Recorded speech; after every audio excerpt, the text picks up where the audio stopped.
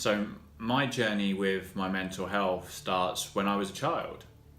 Um, Ever since I was little, I had problems with my behaviour and struggled with anxiety and repeated panic attacks throughout my teens, which meant by my 20s I had developed severe problems with drinking drugs. And during that time, I had extremely fluctuating mood swings and battled severe depression, repeated self-harm, and on odd occasions suicide attempts.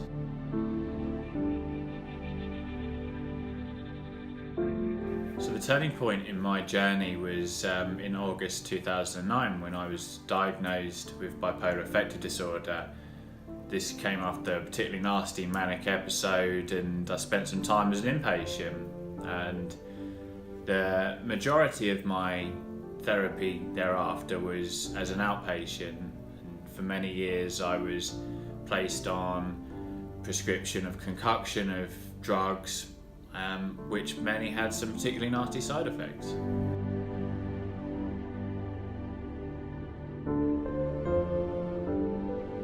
So after spending a couple of years as an outpatient and on prescription medication, I decided that I wanted more from my life again and wanted to come off my meds. So I had to find ways in which that was going to be possible. There's not many success stories out there of people being able to live with being bipolar and not being on medication. And if you go and talk to doctors, most doctors will tell you for the rest of your life that you will be on medication. And I said that that wasn't okay. The side effects are horrible. The side effects can be almost as bad as being bipolar. So I went out and I researched and I worked on myself and I made changes to my life. And I credit four things with being able to maintain mental stability without medication, and that's exercise, nutrition, relaxation, and then having support network around you.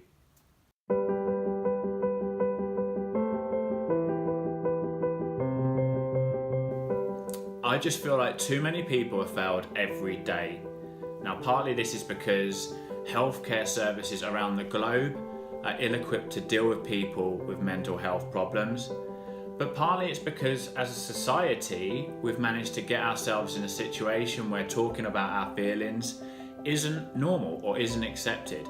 And this is especially true with men, let's face it. But I can be totally honest, the point at which my journey got easier, when I started to really progress, was when I learned to communicate about my problems. And even with that, I still had the fact that I had a mental disability for, 8 years, just because of the stigma attached to it.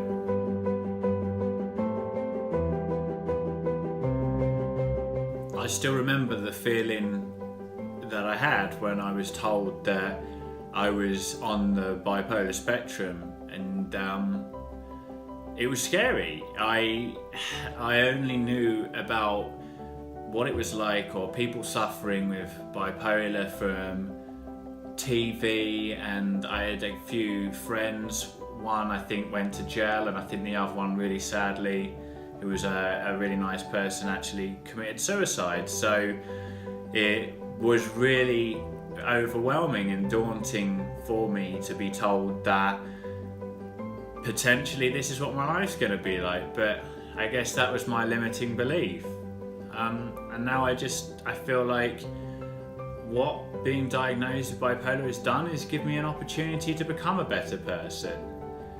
And everybody's different, everybody's got our own challenges, we're all on our own journey. But I want everybody to know that it's not okay for you to suffer in silence. There's no need to bottle your feelings up, and you don't have to deal with these problems on your own.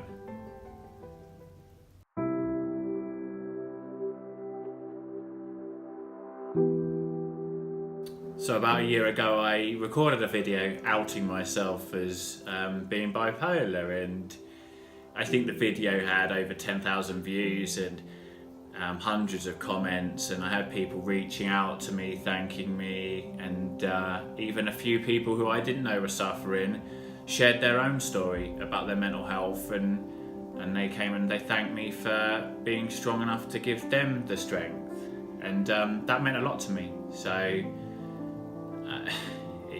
it's an incredible feeling. But we closed that video with announcing that I'm going to break the world record for the fastest bike ride of Route 66.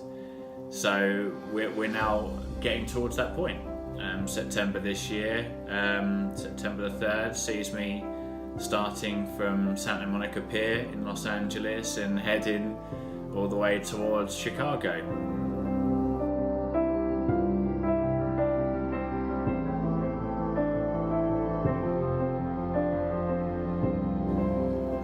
So if anybody out there is suffering with depression, maybe you've just had your own diagnosis, and you're feeling hopeless, like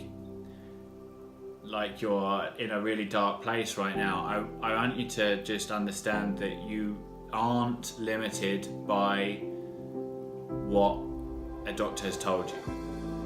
You have the power and you have the ability, and it's your choice about what your destiny looks like. It's absolutely okay to be both successful and have problems with your mental health.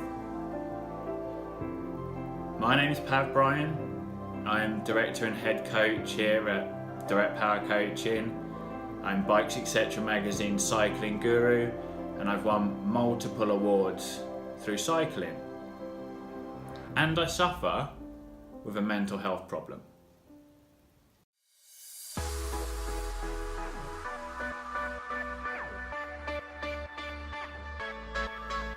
I just wanted to close this by thanking everybody who has ever supported me.